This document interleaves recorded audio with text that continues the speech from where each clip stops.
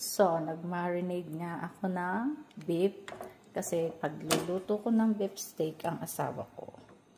First thing you need to do is fry this back. That's the bad. That's the bad side. Talsikan.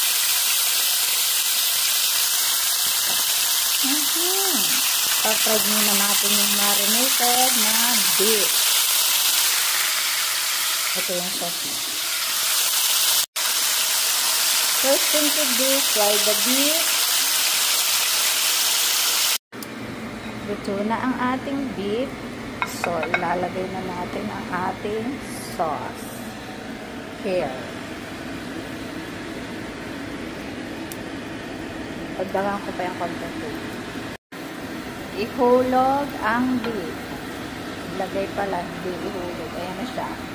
Pakulaan muna natin konti. Siyempre, ilalagay ko na ang onion.